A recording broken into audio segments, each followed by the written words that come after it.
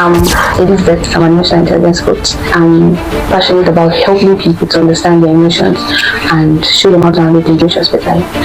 How much of a person's emotions influence their outcomes or their current state of life? Human beings, we tend to feel like we can be really logical. Most people tell you, oh, I'm a logical person, or I'm trying to be logical, I don't want my emotions to get in the way. But we forget that deeply, we are controlled by emotions. Even the decisions we tend to make. For example, a great example I give is when you're trying to choose your course of study. Some persons may feel like, okay, I want to go into medicine, I want to go into this, or which one is going to make money for me. But most times when you look deep down, you see that it's passion, and most persons don't know that passion and emotion, for example. So emotions control us on a large scale, and it really helps when we decide to acknowledge it because it helps us to make better decisions.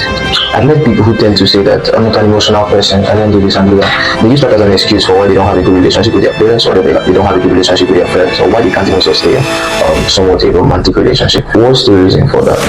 So most times, a very big factor that is the cause of this is childhood, the way people are raised. If you check typically the African home, or especially Nigerian home, we grow up in an environment where our parents ignore our emotions. You want to tell your mom, oh, I'm not happy about something, and the next thing is a big shit, or you just get shouted at. Or probably a very good example is your parent did something you did not like, and you're trying to talk back, and then they tell you, oh, are you trying to disrespect me? You're speaking back at me. So because of that, over time, most people have learned to numb their emotions.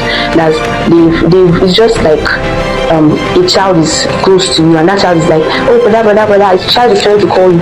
If with time you ignore that child, there's every chance that the child might leave you or turn away, or not try to reach you. The child will move away or turn away, or not try to reach you. The child will move away. So that's the way emotions are. So if as you're growing up, you tend to numb these things. So it will get to a point where you now need these emotions, but then you can't reach them, like you no longer feel. And that's why most people have relationship issues. They don't know how they feel about certain things. You are someone you're in a relationship with, the person is hot about something, the person is trying to talk to you and all of that, but you are trying to avoid conversation because growing up, emotions are just not something that was shown as important. Yes, you're not allowed to express it. So because you're not allowed to express it, it's just like a basic skill. If you're not taught how to write while growing up, when you grow up, then it will be difficult for you to write. Same with emotions. So it's majorly links back to our childhood.